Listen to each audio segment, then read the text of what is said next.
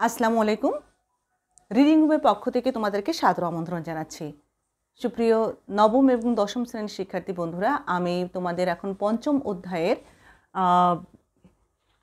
চতুর্থ পর্ব হিসাব এই অধ্যায়ের আমি আজকে সৃজনশীল 2 নম্বর প্রশ্ন নিয়ে তোমাদের সামনে আছি। আমরা ইতিপূর্বে সৃজনশীল 1 নম্বর প্রশ্নের সলিউশনটা তোমরা পেয়ে গেছো আরেকটা ভিডিওর মাধ্যমে।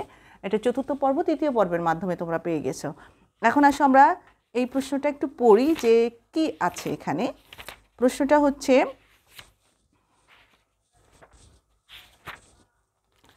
দুই নাম্বার, জনাব অপু 2017 সালের 1 জানুয়ারি নগদ 1,70,000 টাকা এবং প্রতিটি 75,000 টাকা মূল্যের দুটি ফটোকপি মেশিন নিয়ে কম্পোজ অ্যান্ড কপি নামে একটি ব্যবসায় শুরু করেন। উক্ত মাসে তার ব্যবসায়ের অন্য লেনদেনগুলো ছিল নিম্নরূপ। এখানে অনেকগুলো লেনদেন দেওয়া আছে, 1 2 3 4 5 6 7টা লেনদেন আছে। প্রথম প্রশ্ন হচ্ছে, উপযুক্ত তথ্য হতে প্রারম্ভিক মূলধনের পরিমাণ নির্ণয় করো। প্রারম্ভিক মূলধন মানে একটা ব্যবসা প্রতিষ্ঠান শুরুর সময় যে টাকা বা অন্যান্য জিনিস নিয়ে শুরু করা হয়, মালিক যা যা কারবার প্রতিষ্ঠানে নিয়ে আসে সবগুলোই হচ্ছে ওই প্রতিষ্ঠানের প্রারম্ভিক মূলধন। তাহলে এখানে প্রারম্ভিক মূলধন কি আছে? নগদ টাকা আছে 1,70,000 টাকা এবং প্রতিটি 75,000 টাকা মূল্যের ফটোকপি মেশিন। এই 75,000 টাকা মূল্যের ফটোকপি মেশিন, এই দুইটা ফটোকপি মেশিন 75,000 গুণ 2 1,50,000 টাকা, এই দুটো যোগফলই হবে আমাদের প্রারম্ভিক মূলধন। তাহলে চলো আমরা এই অঙ্কটা করে ফেলি। তার উপযুক্ত তথ্য হতে প্রারম্ভিকের মূলধনের পরিমাণ নির্ণয়। তাহলে সৃজনশীল 2 এর ক, তোমরা লিখবে 2 নাম্বার প্রশ্নের উত্তর ক। এখানে আমরা লিখে নিই প্রারম্ভিক মূলধনের পরিমাণ নির্ণয়। প্রারম্ভিক মূলধনের পরিমাণ নির্ণয়।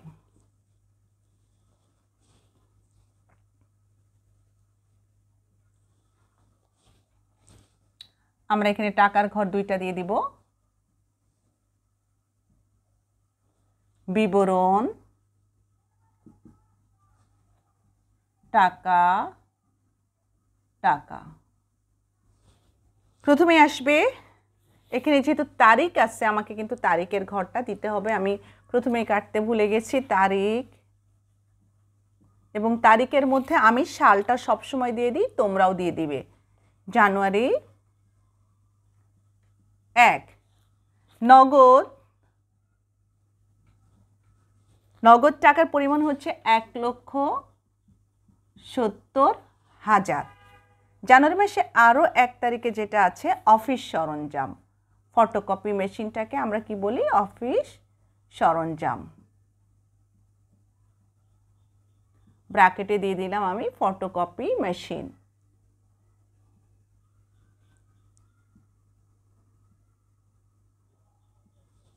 এবং এটা ছিল কয়টা? 2টা। 75,000 গুণ 2 1,50,000। একটু খেয়াল করো, আমি 75,000 গুণ 2 যেখানে লিখেছি সেই সোজা কিন্তু টাকাটা লিখেছি। যোগ করব আমি, এখানে আসবে 3,20,000 টাকা। এবং সবসময় অঙ্ক শেষ হলে কিন্তু এন্ডিং লাইনটা দিয়ে দিবে, মোট 3,20,000 টাকা। এখন আমি পুরাটা বন্ধ করে দিলাম এবং এখানে আমরা উত্তরটা লিখে দিব। সুতরাং প্রারম্ভিক মূলধনের পরিমাণ 3,20,000 টাকা। উত্তর প্রারম্ভিক মূলধনের পরিমাণ 3,20,000 টাকা। আমরা এখন 2 নাম্বার অঙ্কটায় আসবো। 2 নাম্বারে কি বলেছে দেখি। 2 এর খ, জানুয়ারি 1, 3, 7 ও 15 তারিখের লেনদেনের সাথে জড়িত হিসাবে শ্রেণী দেখাও। তাহলে আমরা এখানে লেনদেনগুলো দুইটি পক্ষে বিশ্লেষণ করব, ডেবিট এবং ক্রেডিট পক্ষে, এবং প্রতিটা লেনদেনের 2টা হিসাব থাকে। ডেবিট পক্ষ একটা হিসাব, ক্রেডিট পক্ষ একটা হিসাব। এই দুইটা হিসাবের কোন শ্রেণী? হিসাবের শ্রেণী এটা আমরা জানি হিসাব হচ্ছে A = L + E, কে আমরা ভাগ করেছি C + R - EX - D। এখানে এই হিসাব সমীকরণের কোন উপাদানের পরিবর্তন হয়েছে সেই হিসাবটার নাম আমরা লিখব এখানে। তাহলে 2-এর খ নাম্বারটা আমরা এখন করব।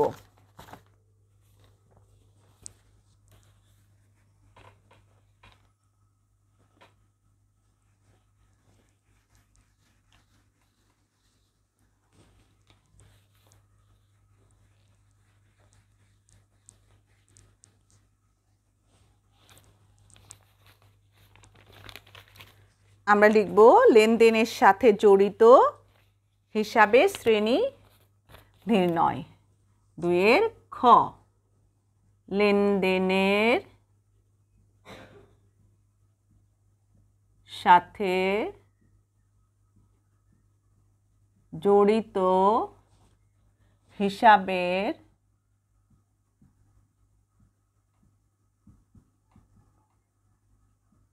শ্রেণী নির্ণয়।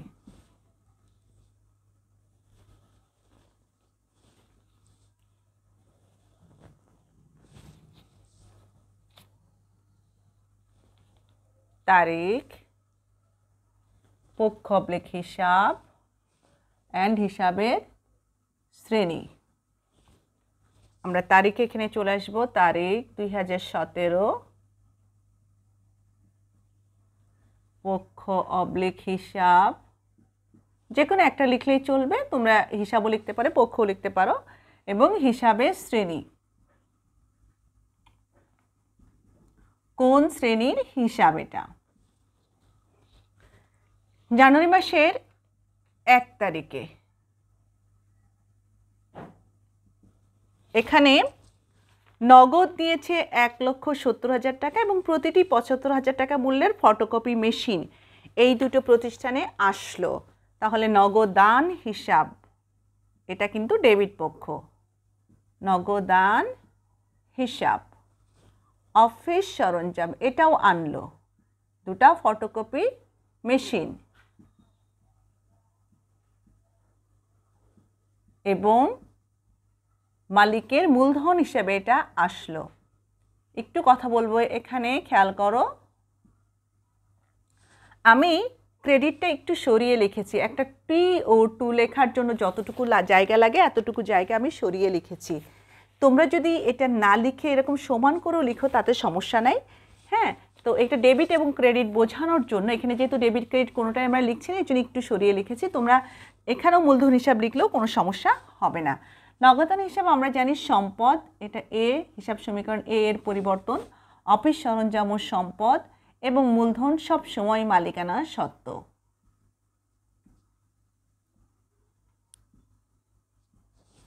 আমরা সম্পূর্ণটা দাগ দিয়ে দিলাম। এবার জানুয়ারি মাসের 3 তারিখ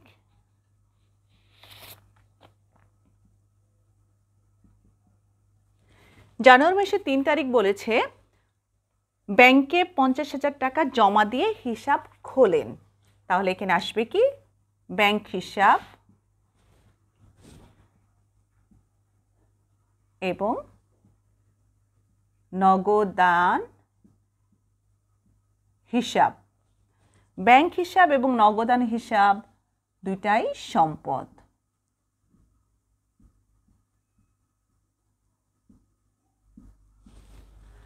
এরপরে আমাদের 7 তারিখে আছে। 7 তারিখে বলছে ফটোকপি ও কম্পোজের কাগজ ক্রয়।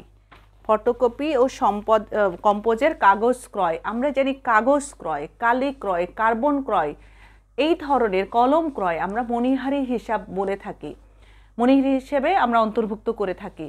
বাট এই ক্ষেত্রে এই অঙ্কটার ক্ষেত্রে এটা হচ্ছে কম্পোজ অ্যান্ড কপি নামে একটা ফটোকপির দোকান, ঠিক আছে? ফটোকপি মেশিন নিয়ে এখানে ব্যবসা শুরু করে। এই ক্ষেত্রে কাগজটা তাদের পণ্য, এখানে কিন্তু তারা ব্যবহারের জন্য এই কাগজটা ক্রয় করেনি। এ কারণে এটাকে আমরা মণিহারি হিসাব না লিখে লিখব ক্রয় হিসাব।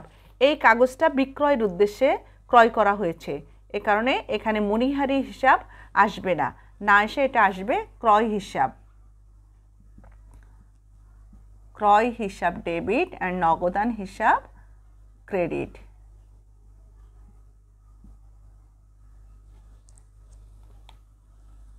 এবং ক্রয় হচ্ছে ব্যয় হিসাব আর নগদান সব সময়ের জন্যই সম্পদ হিসাব। সবশেষ লেনদেন যেটা আছে 15 তারিখে, 15 তারিখে বলেছে দোকানের পরিচিতির জন্য এলাকায় 2000 টাকা ব্যয়ে প্রচারপত্র বিতরণ করা হয়। দোকানের পরিচিতির জন্য বিজ্ঞাপন, কোনো কিছু পরিচিত পণ্য বা দোকানের পরিচিতির জন্য যদি কোনো কিছু করা হয় সেটা হচ্ছে বিজ্ঞাপন। তাহলে প্রচারপত্র যেটা, এটাও বিজ্ঞাপন খরচের অন্তর্ভুক্ত। তাহলে জানুয়ারি 15 তারিখ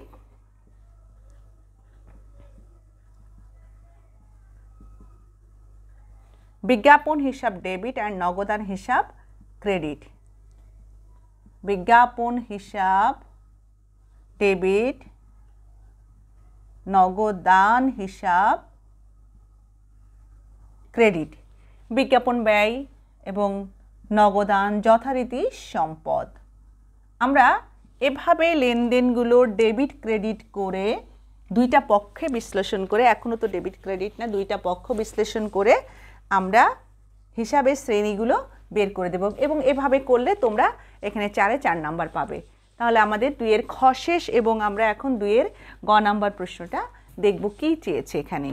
গ নাম্বার বলেছে জানুয়ারি 4, 8, 24 ও 30 তারিখের লেনদেনের ডেবিট ও ক্রেডিট নির্ণয় করো। আমরা কিন্তু এখানে যে ছকটা আছে এই হুবহু ছকটাই আমার থাকবে, একটু শুধু পরিবর্তন করব। এখানে হিসাবের শ্রেণীটা বাদ যাবে, ডেবিট এবং ক্রেডিট আসবে। তোমরা যদি কেউ এখানে টাকার পরিমাণটা দিতে চাও দিতে পারো, আর যদি টাকার পরিমাণটা না দিতে চাও তাহলে কোনো সমস্যা নাই। আমরা হিসাবের এখানে আমরা ডেবিট ক্রেডিট লিখে দেব এবং পরে টাকার পরিমাণটা লিখে দিব। এখানে 2-এর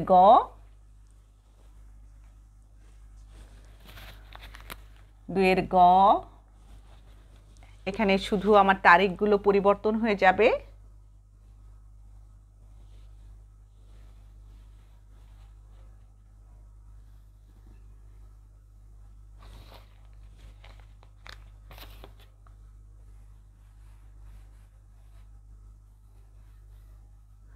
আমরা ডেবিট ক্রেডিটের টাকাটাও লিখে দিতে পারি, একই জায়গায় ডেবিট টাকা ক্রেডিট টাকাও লিখতে পারি, আবার ডেবিট ক্রেডিট লিখে টাকাটাও লিখতে পারি আলাদাভাবে।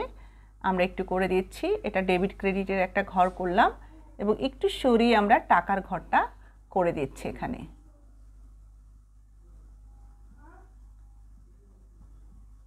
টাকা, এটা হচ্ছে ডেবিট অর ক্রেডিট, আর বাকি যা আছে সব ঠিক আছে। তাহলে আমাদের প্রথমেই বলছে এখানে কোনটা, 4 তারিখ। 4 তারিখের দোকানে বৈদ্যুতিক মিটার লাগানোর জন্য খরচ হলো। বৈদ্যুতিক মিটারটা হচ্ছে এটা অফিস সরঞ্জাম এবং এটাকে আমরা লিখব বৈদ্যুতিক সরঞ্জাম লিখব। বৈদ্যুতিক মিটারকে বৈদ্যুতিক সরঞ্জাম আমরা লিখে দিচ্ছি। 4 নাম্বার জানুয়ারি 4 তারিখ বৈদ্যুতিক সরঞ্জাম। কেউ যদি এটাকে অফিস সরঞ্জাম লিখে তবুও হবে, বৈদ্যুতিক সরঞ্জাম হিসাব। এবং এটা আমরা নগদে ক্রয় করেছি, সুতরাং নগদান হিসাব। আমরা তখন শ্রেণী লিখেছিলাম, এখন এটা হচ্ছে ডেবিট এবং এই সোজা লিখবো আমরা ক্রেডিট। এবং এখানে টাকার পরিমাণ হচ্ছে 15,000 টাকা। আমরা যত টাকা ডেবিটে ঠিক তত টাকা ক্রেডিটে। উপরে একটু লিখে রাখবো আমরা উল্লেখিত তারিখের লেনদেনগুলোর ডেবিট ও ক্রেডিট নির্ণয়, অর্থাৎ যেগুলো আমাদের প্রশ্নপত্রে চেয়েছে। উল্লেখিত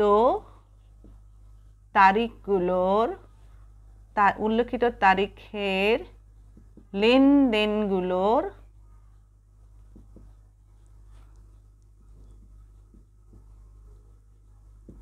ডেবিট ক্রেডিট নির্ণয়। আমরা ছকের উপরে এভাবে লিখে নিব, আমাদের এখানে কোনো উত্তর বা অন্য কোনো কিছু লিখতে হবে না।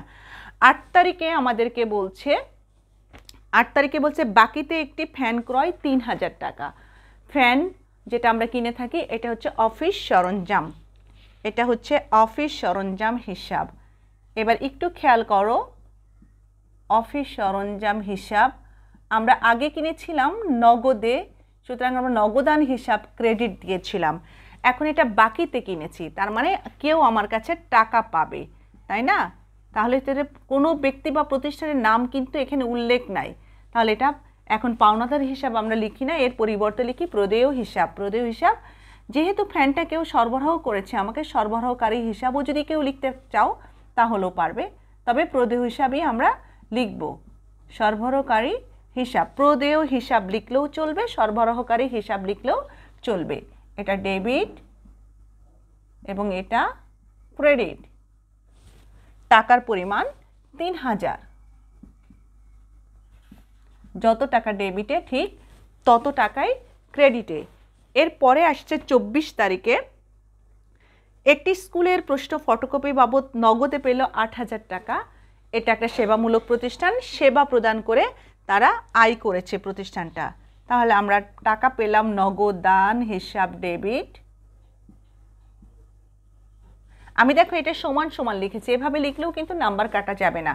নগদান হিসাব ডেবিট এবং এটা হচ্ছে সেবা আয়, ফটোকপি করে যে আয়টা করেছে এটা সেবা আয় হিসাব ক্রেডিট। ডেবিট এবং ক্রেডিট। টাকার পরিমাণ এখানে আছে 8000 টাকা।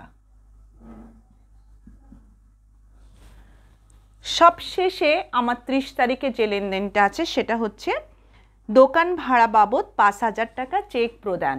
আমরা যখন চেকের মাধ্যমে কোনো কিছু কিনবো বা চেকের মাধ্যমে কোনো কিছু প্রদান করব, আমরা এখানে চেক হিসাব লিখব না, চেকের পরিবর্তে আমরা কি লিখব? ব্যাংক হিসাব লিখব। চেকের পরিবর্তে আমরা ব্যাংক হিসাব লিখব। পণ্যের পরিবর্তে যেমন ক্রয় বা বিক্রয় হিসাবে লিখি, ঠিক একইভাবে চেকের পরিবর্তে আমরা ব্যাংক হিসাব লিখব। তাহলে আমরা এখানে লিখব জানুয়ারি 30 তারিখ ভাড়া হিসাব এবং ব্যাংক হিসাব। ভাড়া হিসাব ডেবিট, ব্যাংক হিসাব ক্রেডিট। টাকার পরিমাণ এখানে 5000। ঠিক এভাবে তোমরা গ নাম্বার অঙ্কটা কমপ্লিট করে ফেলবে। তাহলে ক, খ, গ, 2 এর ক, খ, গ সৃজনশীলটা আমরা শেষ করলাম। আরেকটা সৃজনশীল তোমাদের এই অনুশীলনীতে আছে, যেটা আমরা আরেকটা ভিডিওর মাধ্যমে তোমাদেরকে দিব। তাহলে তোমরা এই পঞ্চম অধ্যায়ের যে ক্রিয়েটিভ প্রশ্ন বা এই পঞ্চম অধ্যায় সম্পর্কে যে ধারণা, সেটা কিন্তু তোমরা 5টা ভিডিওর মাধ্যমে পেয়ে যাচ্ছ, পরপর 5টা ভিডিওর মাধ্যমে। তাহলে এই 5টা ভিডিও যদি তোমরা দেখতে থাকো বা দেখো, তাহলে পঞ্চম অধ্যায় সম্পর্কে নবম এবং দশম শ্রেণীর যে সমস্ত শিক্ষার্থী বন্ধুরা আছে তাদের কোনো সমস্যা থাকবে না ইনশাল্লাহ। এবং আমরা জানি যে হুবহু অঙ্ক বেশিরভাগ সময়ই বই থেকে হুবহু কোনো অঙ্ক আমাদের অ্যাকাউন্টিংয়ে থাকে না, না থাকলেও এই যে আমরা অঙ্ক করলাম এর নিয়মের বাইরেও আবার থাকে না, নিয়মের বাইরেও কিন্তু যাবে না। তোমাদের পাঠ্য বইয়ে যে নিয়মগুলো দেওয়া আছে, যে ধরনের যে টাইপের অঙ্কগুলো দেওয়া আছে, এই টাইপের বাইরেও কিন্তু আসবে না। তাহলে তোমরা দেখতে থাকো আর ভালো করে পড়াশোনা করো। তোমরা ভালো থাকো, আমার জন্য দোয়া করো। তোমাদের সবার জন্য রইল শুভকামনা। আল্লাহ হাফেজ।